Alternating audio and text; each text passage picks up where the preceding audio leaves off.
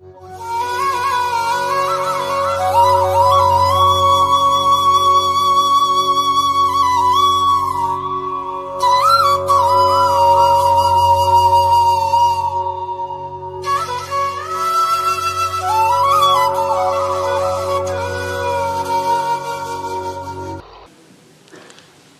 को खोजने वाले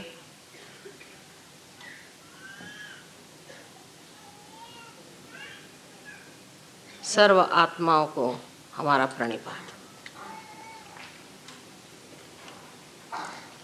आज मैं सोच रही थी कि कौन सी भाषा में आपसे वार्तालाप किया जाए, तो यही सोचा कि मराठी में पहले बहुत बार पूना में भाषण हुआ था, आज हिंदी में ही भाषण दिया जाए, क्योंकि हिंदी हमारी राष्ट्रभाषा है और मेरी भी मातृभाषा मराठी है, किंतु हिंदी भाषा सीखना मैं सोचती हूँ परम आवश्यक है।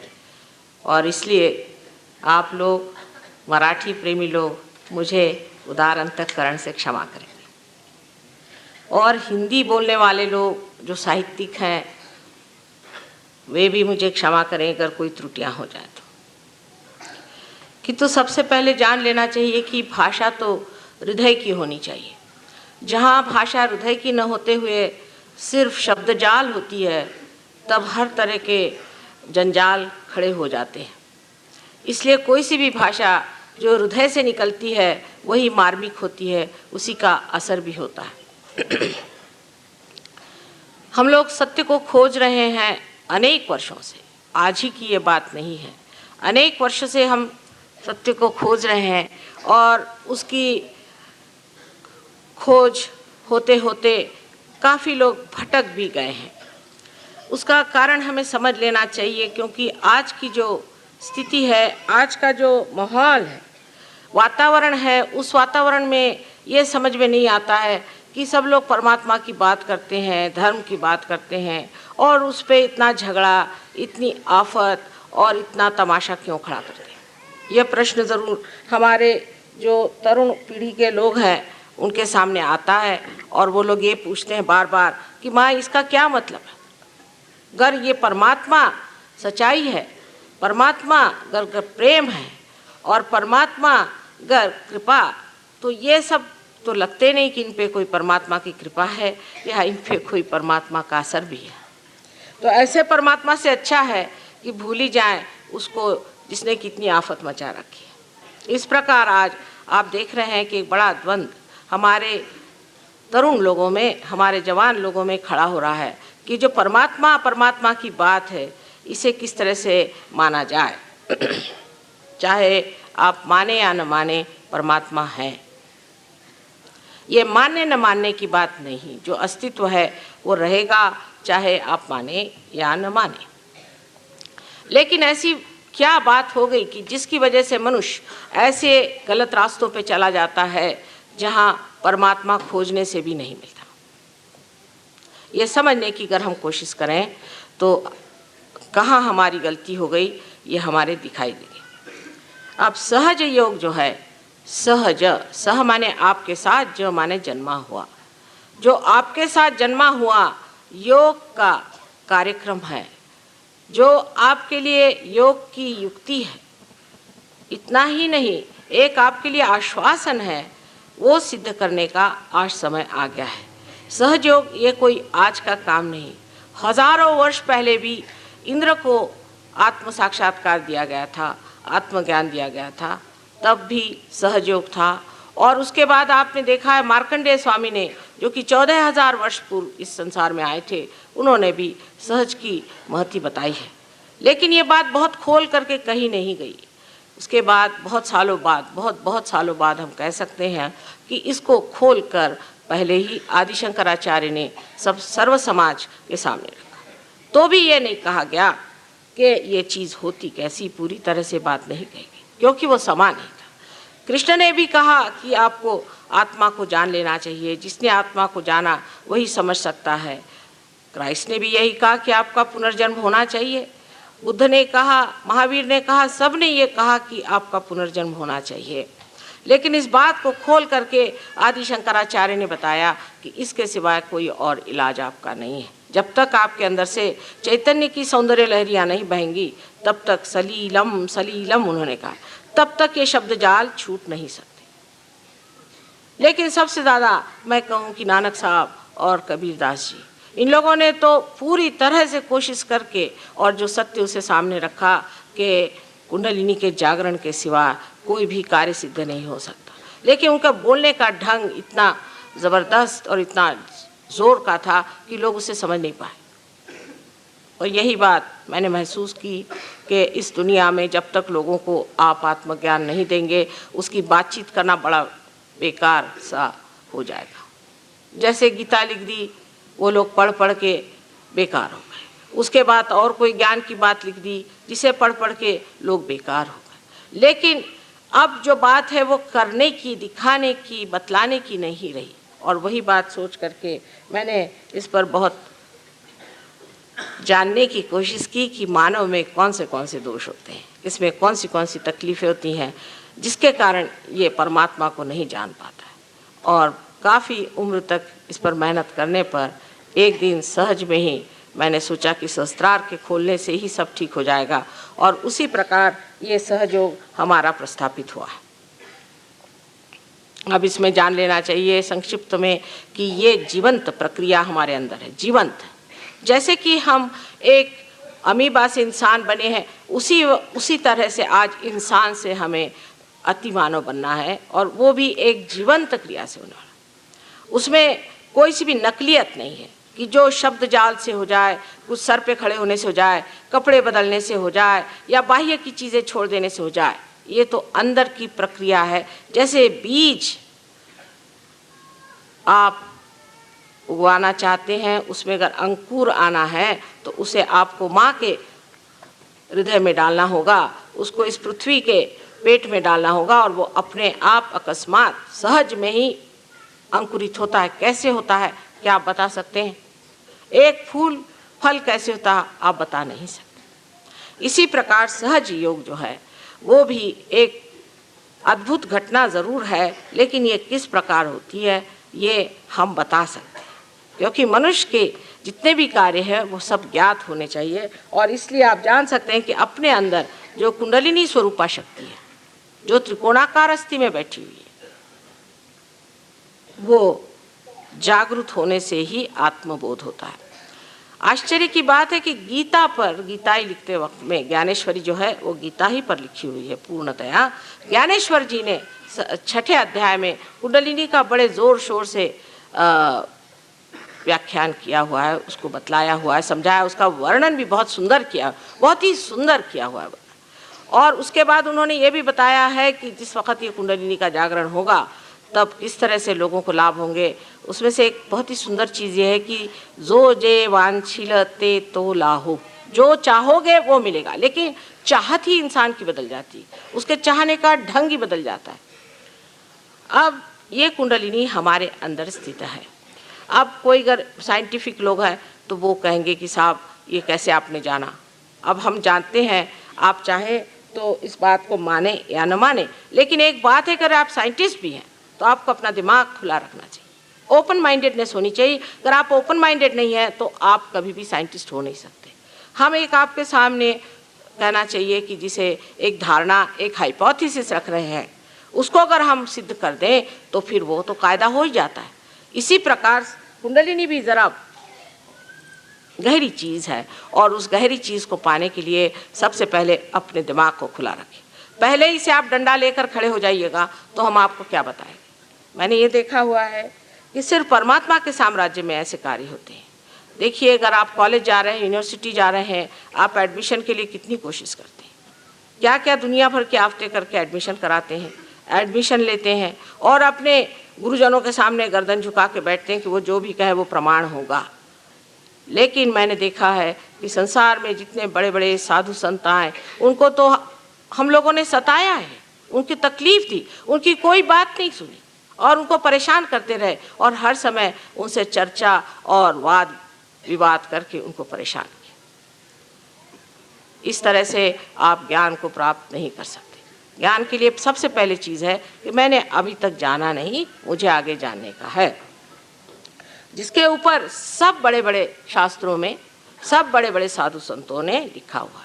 रामदास स्वामी को आप उठाइए तो उन्होंने साफ लिख दिया कि पढ़ पढ़ करके कुछ नहीं होने वाला। हमारे कबीरदास जी ने तो साफ लिख दिया कि पढ़ी पढ़ी मूर्ख पंडित मूर्ख भय, साफ साफ लिख दिया उन्होंने। और कितनी ही बातें इन साधु संतों ने इतनी साफ लिखी हुई है कि बड़ा आश्चर्य होता है कि हम उनको ही पढ़ के उन्होंने जिस चीज़ को मना किया है वही कैसे करते हैं। अब उसका कारण मैं आपसे बताऊंगी कि क्यों ऐसा हो जाता है और इसके कारण कैसे हमारा जो धर्म है वो किसी तरह से अधर्म में ही परिवर्तित हो जाता है। अब कुंडलिनी शक्ति जो है ये है शुद्ध इच्छा, ये है शुद्ध इच्छा, माने बाकी जितनी भी इच्छाएं हैं अशुद्ध हैं, क्योंकि अगर वो अशुद्ध नहीं होती तो एक चीज़ मिलने पर दूसरी चीज़ मिलने की इच्छा न होती। हमारे जो इकोनॉमिक्स के लॉज हैं, अर्थशास्त्र के जो लॉज हैं, उसके अनुसार कोई सी भी ज़रूरतें सर्वसाधारण तरह से पूरी नहीं होती, क्षमित नहीं होती हैं। माने ये कि in general they can not be satisfied in general. इसका मतलब यह है कि आपको एक चीज़ मिल जाएगी इन पर्टिकुलर, लेकिन अगर वो चीज़ मिलने के बाद आप चाहेंगे कि दूसरी चीज़ मिले, फिर तीसरी चीज़ मिले। इसकी वजह यह है कि आपके अंदर शुद्ध इच्छा नहीं है।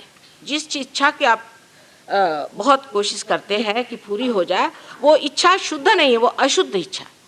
तो शुद्ध इच्छा की जो शक्ति है वो ये कुंडलिनी है, जिसने सारा अपना ये पिंड बनाया और उसके बाद वैसी की वैसी बैठी हुई, क्योंकि वो अभी तक जागृति नहीं हुई हमारे अंदर, उसका अभी पूरी तरह से प्रादुर्भाव नहीं हुआ, उसका मैनिफेस्टेशन नहीं हुआ कि वो अपना असर दिखा। यही शुद्ध इच्छा हमारे त्रिकोणाकार अस्थि में बैठी हुई, जिसे हम लोग कुंडलिनी इसलिए कहते हैं क्योंकि ये 3.5 कुंडलों में बैठी है। अब वो 3.5 में क्यों बैठी, उसका क्या गणित है वगैरह, उसके लिए आज अपने पास इतना समय नहीं है, लेकिन आप अगर मेरे कभी लेक्चर सुने तो उसमें विशद रूप से मैंने सब समझाया हुआ है। अब ये कुंडलिनी शक्ति है शुद्ध इच्छा। तो सर्वप्रथम शुद्ध इच्छा जो है वो हमारे अंदर जब उठती भी है तो हम क्या देखते हैं कि हमारे अंदर ये चक्रों से गुजरते वक्त वो चक्रों से अपने को अलिप्त रखते हुए पूरे तरह से उसको प्लावित करती है। और यही तार्किक दृष्टि से भी देखा जाए तो सही बात है कि जब एक पेड़ के अंदर उसके अंदर का रस, उसका सैप जब उठता है, अगर वो एक जगह कहीं भी चिपक जाए और किसी भी एक चीज़ में ख़त्म हो जाए तो वो पेड़ भी ख़त्म हो जाएगा और वो चीज़ भी ख़त्म हो जाएगी। उसी तरह से जब ये कुंडलिनी हमारे अंदर जागृत होती है और बढ़ने लग जाती है तो ये शुद्ध इच्छा बाकी की जो इच्छा है उनको दूर हटाती जाती है। लेकिन इसके बिल्कुल उल्टा हमारा कार्यक्रम रहा कि जब हम धर्म की ओर मुड़े। पहले तो जब हम धर्म के ओर मुड़ते हैं या किसी भी चीज़ के ओर मुड़ते हैं तो पहले हमारा उनसे शारीरिक रिश्ता जुड़ जाता है। हम लोग ये देखते हैं कि इससे शारीरिक या जड़ चीज़ें क्या मिल सकती। ये देखते हैं कि जैसे ही धर्म में लोग आ जाते हैं तो पहले देखते हैं कि भाई अपने कितने इससे फ़ायदे हो सकते हैं, इसमें क्या क्या हम कर सकते हैं। यहाँ तक कि लोग सोचते हैं कि इससे अच्छा हो कि हम कुछ लोगों का पैसा ही मार लें, रुपया मार लें, ये कर लें, वो कर लें। और फिर धीरे धीरे उसकी ऐसी चीज़ें बनती जाती हैं जो बिल्कुल घृणित और नर्क चीज़ जैसी हो। शरीर के ओर चित्त जाता है। मनुष्य का जब शरीर के ओर चित्त जाता है तो वो शुद्ध इच्छा में नहीं है। सीधा हिसाब है कि शरीर में फिर शरीर के कपड़े बदलिए, नाम बदलिए, दुनिया भर की चीज़ें करिए, इससे धर्म नहीं स्थापित हो सकता। इसलिए मनुष्य बहकता चला गया। फिर मनुष्य की जो दूसरी पकड़ आती है जो कि बड़ी ज़बरदस्त है, वो है मानसिक, माने बुद्धि पर। इस पे बड़े बड़े वितंडवादी हो गए। आप जानते हैं कि एक बड़े भारी ऐसे ही बुद्धिवादी ने कितना आदि शंकराचार्य को सताया था। हमेशा ये बुद्धिवादी लोग अपनी चिपक को नहीं समझते। इनको चिपक होती है जो इन्होंने पढ़ लिया। अगर किसी आदमी ने गीता पढ़ ली तो वो सोचता है कि मैं तो व्यास मुनि हो गया, कम से कम उनसे ज़्यादा नहीं हुआ तो कम से कम व्यास मुनि तो हो ही गया हूँ। किसी ने अगर बाइबल पढ़ लिया तो वो सोचता है कि ईसा मसीह मुझसे ज़्यादा वो जानता है। ये जो बौद्धिक पकड़ हमारे अंदर आ जाती है उससे और भी प्रश्न खड़े हो जाते हैं। सारा ईसाई धर्म जो है आज इस बौद्धिक पकड़ की वजह से खत्म हो चुका है। आप देख लीजिए कि बौद्धिक पकड़ इनमें किस प्रकार आई कि जिस वक्त में ईसा मसीह इस दुनिया में आए तो उन्होंने यही कहा कि अपना पुनर्जन्म करो तब निकोडेमस ने कहा कि क्या मैं अपने माँ के गर्भ में फिर से प्रवेश करूं? उनका कि नहीं, जो गर्भ से पैदा होता है वो तो जड़ ही है, लेकिन जो आत्मा से, जो आदिशक्ति से पैदा होगा वही आत्मा है, और आत्मा की पकड़ आए बगैर आप परमात्मा को नहीं जान सकते। लेकिन इन लोगों ने ये सोचा कि ये तो कुछ समझ में नहीं आई बात, क्योंकि उनमें से किसी को भी साक्षात्कार देना नहीं आता था। बहरहाल नहीं भी आता था तो भी उसका इतना बुद्धि का झमेला बनाने की कोई ज़रूरत नहीं थी। उसके बुद्धि का ऐसा झमेला बनाया कि एक सेंट पॉल करके इंसान, जो कि ईसा धर्म से कुछ उसका संबंध नहीं था, उसने ईसा को देखा नहीं था, और वो खुद एपिलेप्टिक थे और बीमार रहते थे, और हमारे हिसाब से उनमें कुछ सुप्रा कॉन्शियस तकलीफ़ें थी। वो साहब बाइबल में आके बैठ गए। जिस वक्त मैंने पहले बाइबल उठाया, मैंने कहा ये महाशय हैं कौन? मैंने नहीं, खलील जिब्रान ने, कितने ही लोगों ने, यानी आप जानते होंगे कि विलियम ब्लेक एक बड़े भारी दृष्टा हो गए, उन्होंने तक कहा कि ये इंसान बाइबल में क्यों बैठा हुआ, और इसको बाइबल में बिठा करके उसने जो भी बाइबल के बारे में लिखा वो इन लोगों ने मान्य कर दिया। अब उसकी हालत यहाँ पर आ गई है कि जिस वक्त में एक बुद्धिवादी महाशय जी ने बाइबल को जाना तो देखा कि पॉल ने ईसा के जन्म के बारे में कुछ लिखा ही नहीं, उसकी माँ के बारे में कुछ लिखा ही नहीं, उन्होंने जो चमत्कार किए उसके बारे में कुछ लिखा ही नहीं। तो उन्होंने कहा कि नहीं, ये तो इनके जो शिष्य थे वो तो फिशरमैन थे, ये मछलियाँ पकड़ते थे, मच्छी मार थे, इनके कोई अकल ही नहीं थी। उन्होंने अपने ही दिमाग से निकाल करके ये बात लिखी, और इस बात को बिशप ऑफ कैंटरबरी जो है, आर्च बिशप ऑफ कैंटरबरी, उसको भी सहायता देनी पड़ी, उसको भी कहना पड़ा कि हाँ ये ठीक है, तो या तो अब आप पॉल को मानिए या ईसा को मानिए। उन्होंने कह दिया कि हाँ यही बात ठीक है, तो ईसा जो पैदा हुए थे वो भी गलत बात, और उनके जो चमत्कार हुए थे वो भी गलत बात है। पॉल साहब जो है वो सही हो गए, क्योंकि इसी पॉल ने बाद में ऑगस्टीन का जन्म लिया, और उसने आकर के सारा ऐसा एक बौद्धिक तार्किक एक ईसाई धर्म बना दिया कि चाहे कुछ हो, हाथ में बंदूक क्यों ना लेनी पड़े, सबको ईसाई बनाते रहे। ईसाई बनने का मतलब है सहयोगी बनना, योगी बनना, वही हाथ मुसलमानों का है। मोहम्मद साहब ने जो बातें लिखी थी उसको इतना उल्टा घुमा फिरा करके एक मुसलमान धर्म बना लिया। वही हाल हिंदुओं का है। हिंदुओं का तो हाल बहुत ही ख़राब है, क्योंकि इनमें एक ही धर्म में 50 धर्म बन गए। मेरी तो समझ में नहीं आता है कि हम लोग कब इस चीज़ से बाज आएंगे। सबसे पहली तो बात ये थी कि कहा गया है कि सबके अंदर आत्मा का वास है। फिर जाति पाति कहाँ से निकाली गई? जाति पाति का कोई अर्थ ही नहीं है, क्योंकि जाति पाति आपके कर्म के अनुसार बनाई गई थी, और जब से ये जन्म के अनुसार बनाई गई तब से ये गड़बड़ शुरू हो गई। हो ही नहीं सकता है कि ये जन्म के अनुसार होगी, क्योंकि जिन्होंने व्यास ने गीता लिखी, व्यास कौन थे? सब जानते हैं कि एक ढिमरनी के लड़के थे, और वो भी शादीशुदा नहीं। क्या वो ब्राह्मण हो सकते हैं? वाल्मीकि, जिन्होंने वाल्मीकि रामायण लिखा, ये कौन थे? आपके शास्त्र लिखने वाले बड़े बड़े लोग, ये कौन थे? ब्राह्मण वो ही होते हैं जिन्होंने ब्रह्म को जाना। जिन्होंने ब्रह्म को नहीं जाना उसे ब्राह्मण नहीं कहा जाता। लेकिन जन्म से हम ब्राह्मण हो गए, चाहे जो भी धंधा करें, जन्म से हो गए सो हो गया। और अब हमारे इलेक्शंस तक जाति पाति पर होते हैं, सो भगवान बचाए रखे इस देश को, इसका क्या हाल होने वाला है। क्योंकि आप जिस जाति में पैदा हुए, जाति माने सहज, जो आपके अंदर सहज है, एक का भाव है, जो परमात्मा को खोजता है वो ब्राह्मण है, और जो व्यापार में आनंद को खोजता है वो वैश्य है। इसी प्रकार सब जातियां बनी, और उन जातियों का इतना महात्म्य बनाया गया कि हमारे यहाँ गोरा कुंभार हो गया। इस महाराष्ट्र में तो इतनी सजग इसकी पूरी प्रतिमा बनाई हुई है, गोरा कुंभार बन गए। तुकाराम ने कहा कि अच्छा होता मैं महार हो जाता। बार बार जातिवाद पे सारे संतों ने आघात किया। इतना ही नहीं, ज्ञानेश्वर जी को सताया किसने? जो ये सब बुद्धिवादी थे, जो अपने को समझते थे कि ये बड़े भगवान के और सब चीज़ के ठेकेदार और धर्म के ठेकेदार हैं, उनको छल के उनको मारा। आज उन्हीं की ज्ञानेश्वरी लिख रहे हैं, उन्हीं की पूजा कर रहे हैं, ज्ञानेश्वर जी का मंदिर बना रहे हैं। इसकी वजह ये है कि बौद्धिक पकड़ ज़्यादा ज़रूरत थी, आत्मा की नहीं थी। आत्मा की पकड़ होना चाहिए। सारे संतों ने कहा कि अपने आत्मा को पहचान।